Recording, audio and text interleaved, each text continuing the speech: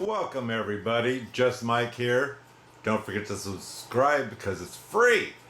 Anyway, today we're going to be talking about the Master Crafters clocks and things maybe you should think about once you've repaired them, and also maybe how to repair them. Things to look for so your clock or the movement will work inside. And when I say movement, I don't mean the actual movement of the clock, but the flow of this. Let's take a look. So on this clock, I plugged it in. This doesn't run. There's a little crack there. This is the Japanese knockoff, I'm going to guess, because it doesn't have the metal ring to get the dial plate off. You have to pry in here and get that tab to release, and there's one in there that you have to pry and get to release, and you need to be careful because this is old and whatnot. Also, when it comes to the waterfall lighting up, in this one it does call, all of them I think call for the 7-watt bulb, and this one you need it because of the screen and it's hard to see it except at nighttime. On this one, they make different colors. This one here's got the, I don't know what color is showing up to you, but the blue colors on here. Some are the green, which are a much darker looking clock. And when it comes to these bulbs, such as, for example, the swinging girl or the swinging boy and girl, ones like that, you might have to buy, if you can still buy them, Christmas lights, because they're what, 2 watts a bulb or something like that. I don't know what they are, but they're a cooler bulb, and when you're causing heat from the light to come up into here, that's just kind of cooking your oil that you oiled the movement with, and that means you might have to service this more.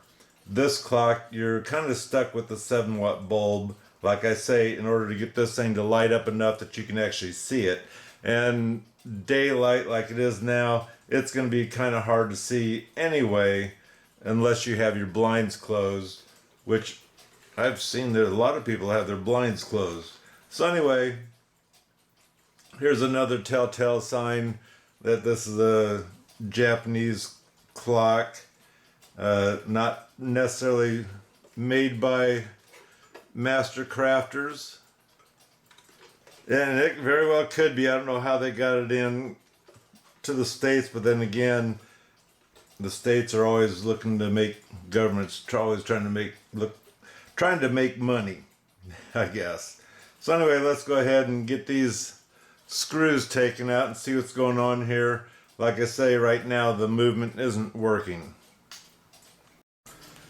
So while I'm thinking about it, I wanted to mention, be careful taking these screws out, because especially down at the bottom here, those are pegs in here, and those things, if they're not broke off already, they break off really easy.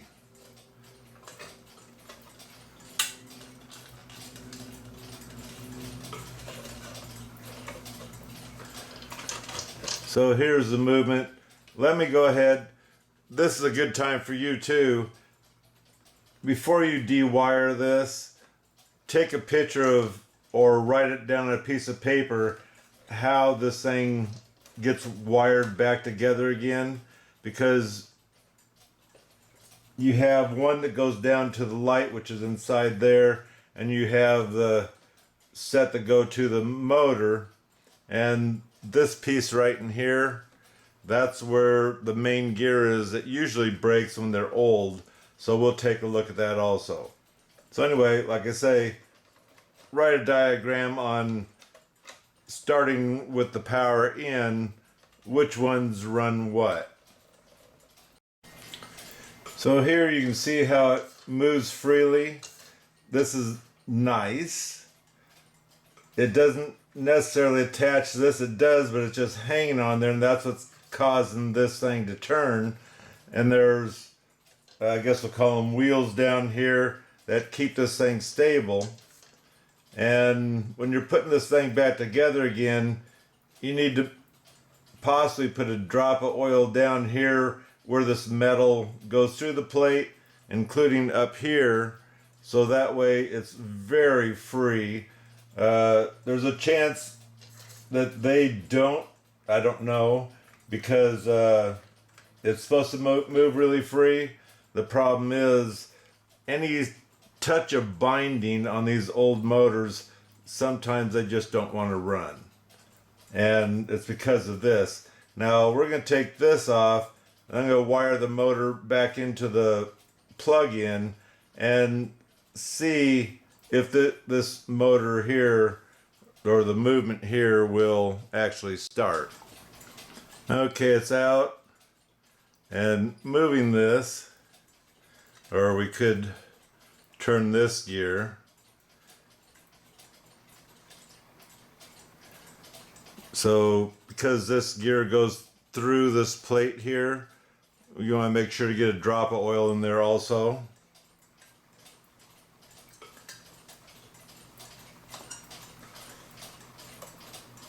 So this bulb, this one's made so you can squeeze this and pull it out and change it.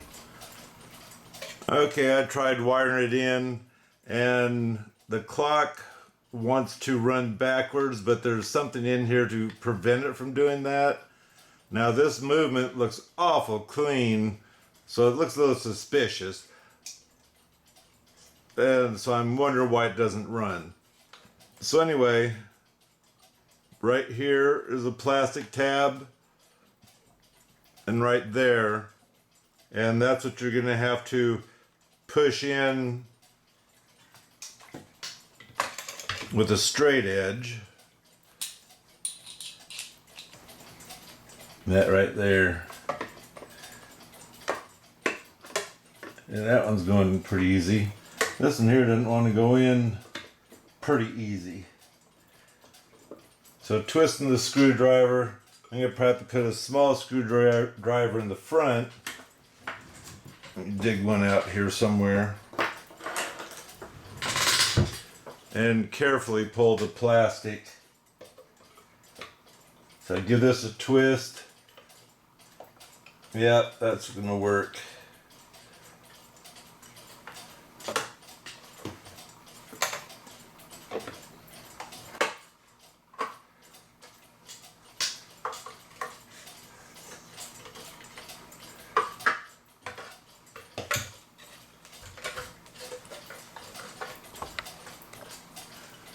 So what I did is right where that part is, there's the tab and there's the tab. And now you can get the hands off and pay attention to your second hand. It's not on that far, so don't get carried away of shoving it way in there. And the only way I can get these things off, holding on to it and give it a pull. And good luck. By the looks of this one.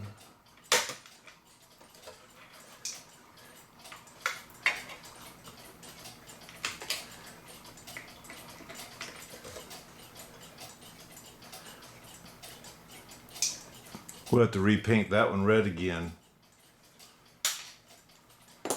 And this one's almost the same way. It has just a certain part it's supposed to be on. You'll see as you're taking them off, just pay a little more attention to it. So now that we got those off, we should be able to take that screw out, and we should be able to pull this out.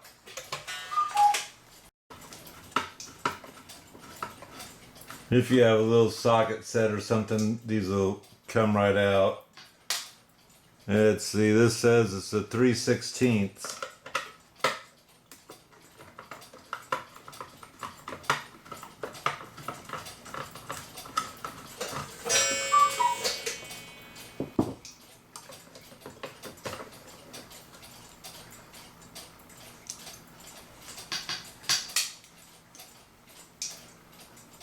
So, like I say, inside the cage here is the gear that you got to worry about.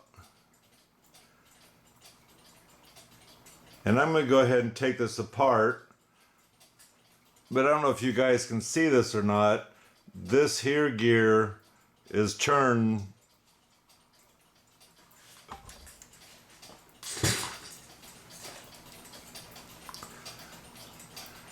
inside this cage.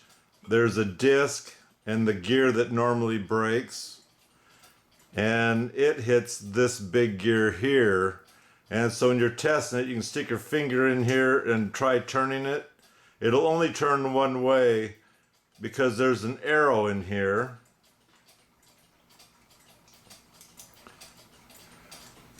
It's right here, and you see the spring.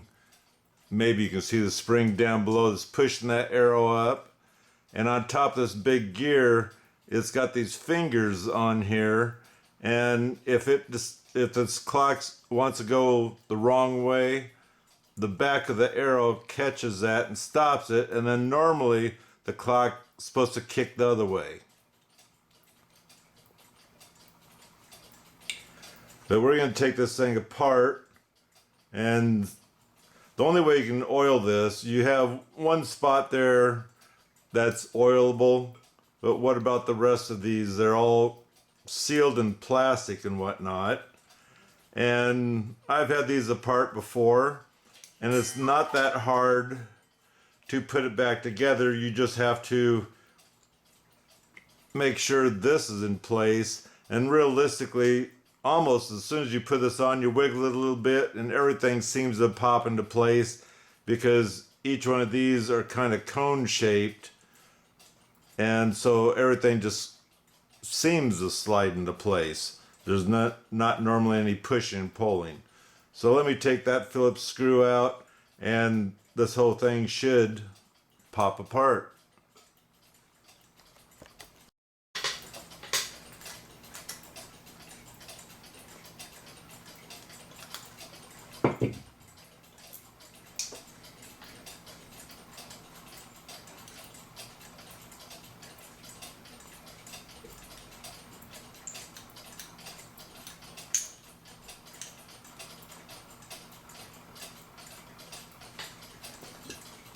So here we go. You can see this gear.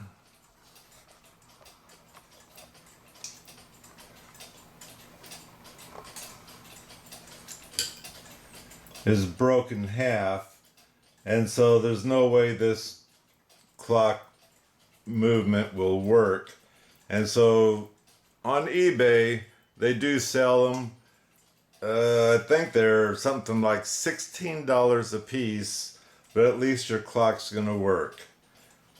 Now when you do put the gear in, a new gear in, you got to remember this here disc will move on you if you're not careful, and you don't want this disc up too high because it'll be rubbing on the bottom of this big gear here.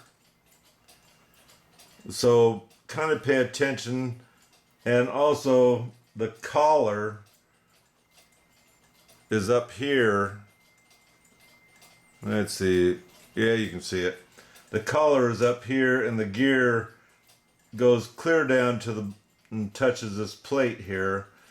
And so that's something to help you with or remember, whatever. And there's a piece of gear right there.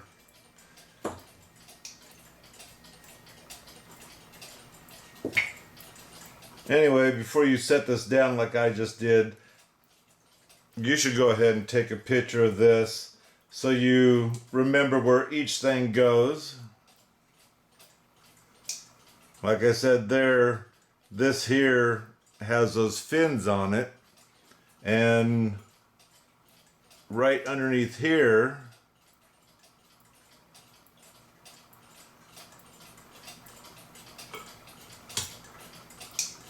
you can see that arrow, and the back of the arrow is what's going to catch these. So you have to have this positioned in the right place, and of course you have this little spring on here also, but the arrow goes on first and then on.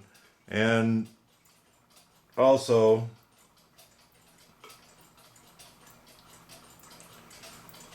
you have gears in here, and so that needs to, as you're setting this down, needs to slide in so the arrow is below and it attaches in here so the gears don't affect the arrow that sits on here.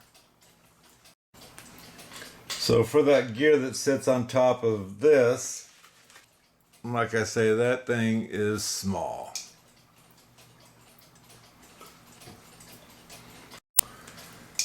So let's take this gear out. And I'm going to use a hard surface. So I push this on, because this here will slide right through this plate. So you got to be careful of that. Otherwise, like I say, you have a lot of adjustments that you're going to have to do. And here the solid side goes up.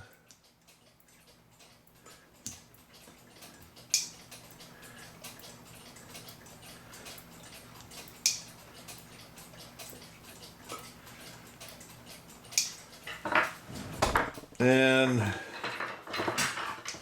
where's my trusty hammer? Hitting on there to get this thing started.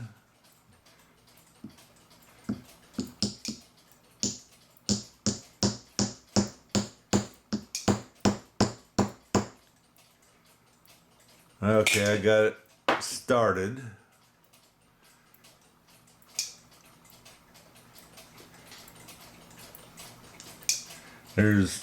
In my words, there's no real easy way to do this.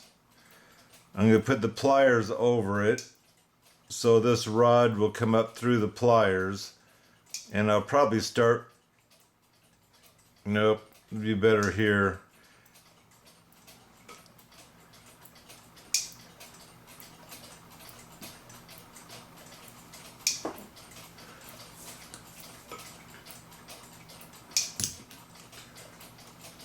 This is a good time to have 2 or 3 hands.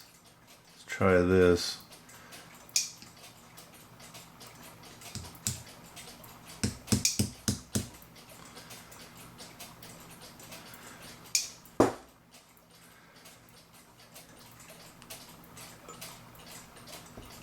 There we go.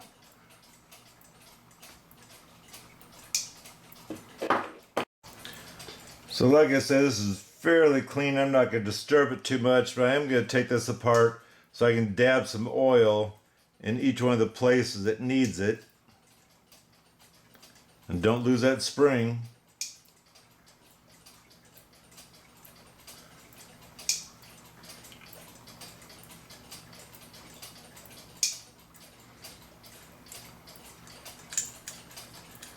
This here comes apart in 2 pieces, so be careful of that.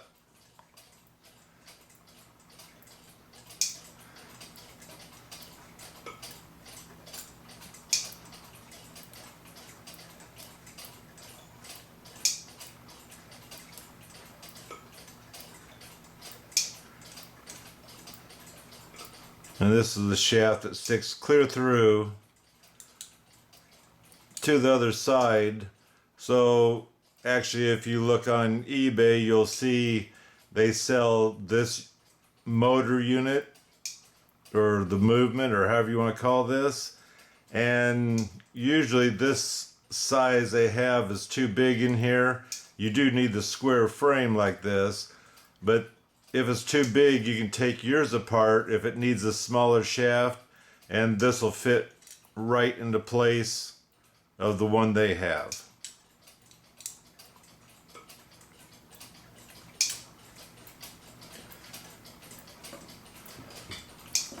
So like I say before, what I'm going to do is I'm going to put a dab of oil in each one of these, and I'll do it on the other plate too, because like I say, it doesn't look like it needs cleaned, it just needs that gear fixed.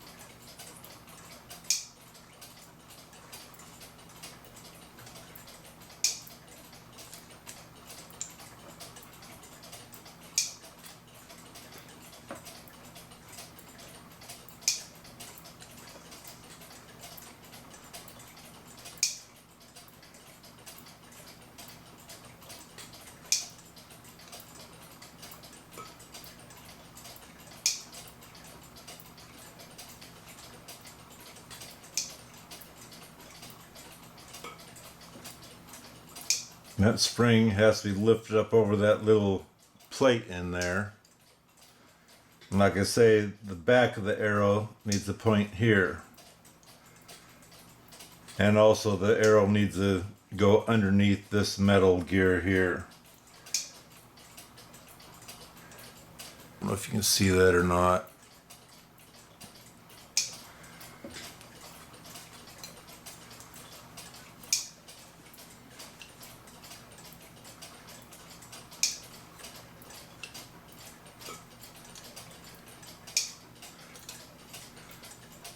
So normally you just jiggle this around a little bit and everything just kind of guides itself back into place.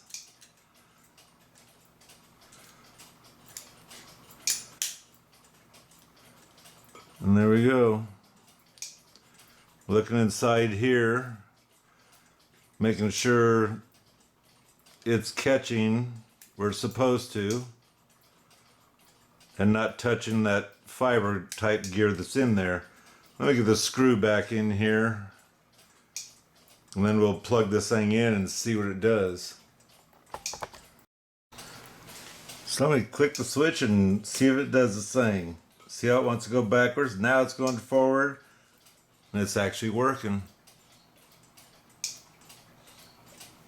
Like I say, on this one here, the main thing is look at this gear here and make sure if you change that, that's not hitting that bigger disc in here and it's hitting on that gear itself.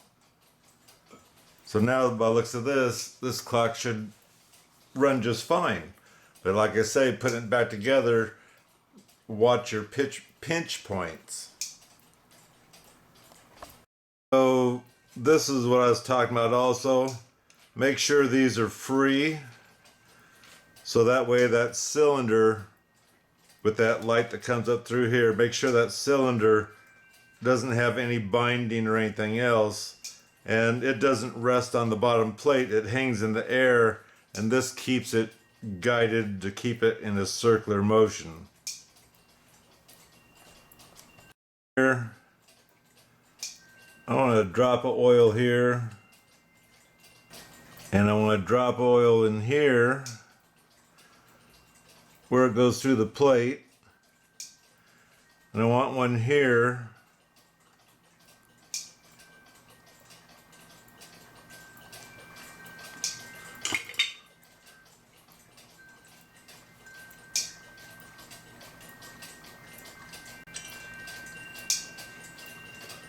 so now this gear needs to be slid up into here, but this peg goes through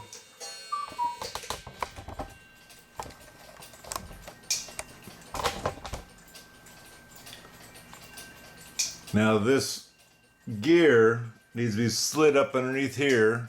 So it's kind of difficult, but then once you think I'll never get it, it just pops right in. I don't understand that.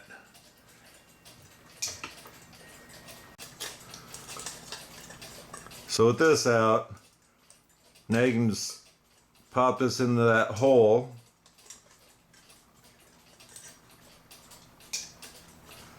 And get this gear slid in where you need it to be.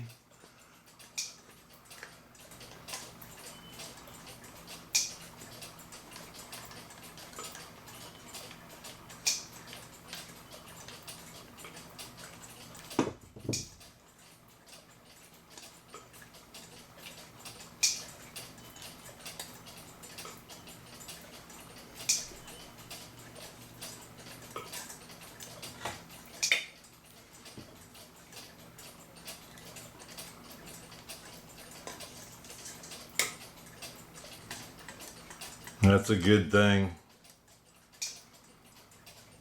So now let's carefully get it back in here and make sure it gets on these wheels here, which I'm not oiling them because they're moving really nice. If you had to, these here are just like pegs that you can just wiggle and pop out so you can clean them if need be.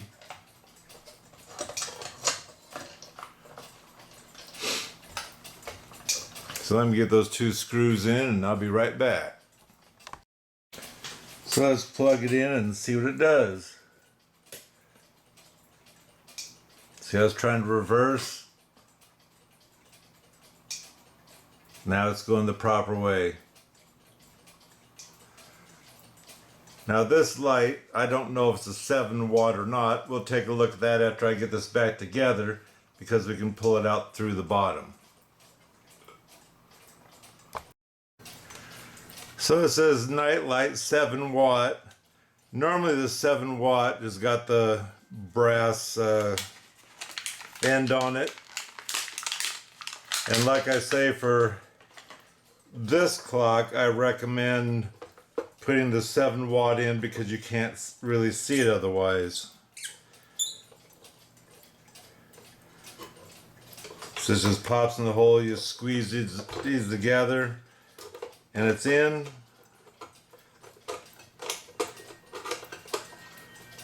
And this comes with this to cover up the wires.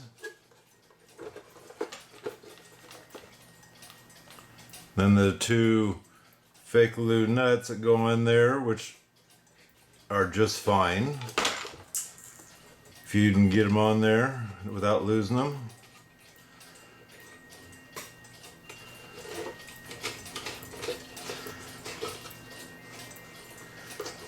After I find the other one, I'll get back to you.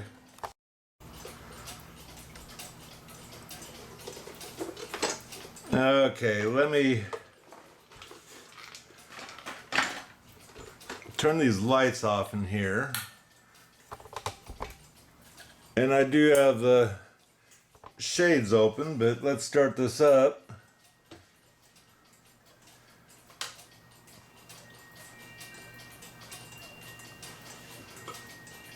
So now that we see it's running, I'm not putting this back on yet because I want to clean it up. And I also want to touch up some red paint on here, so I'll repaint the second hand altogether. Let me drop this lower and we'll see if we can see that. So at the 7 watt in there, you can see the flow. And there's a little campfire up here that flickers also. Now of course I got the light in the background, so like I say, you can see this pretty good at the 7 watt. The rest of them, like I say, that aren't enclosed, or even the fireplace can handle the 4 watt or 2 watt or whatever it is that are Christmas light style. Those, what they call them, C9s.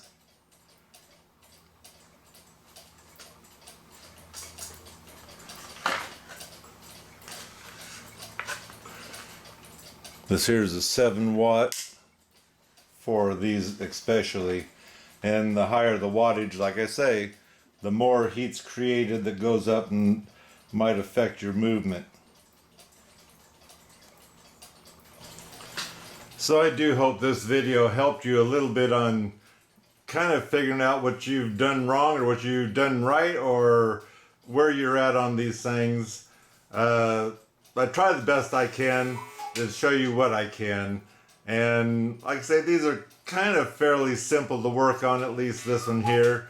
The others aren't that bad either, just it takes more time maybe of getting the motor cleaned up to where it'll actually run on the ones that have a real motor in them. So anyway, until next time, I hope you learned something, and don't forget to subscribe because it is free. And until then, God bless.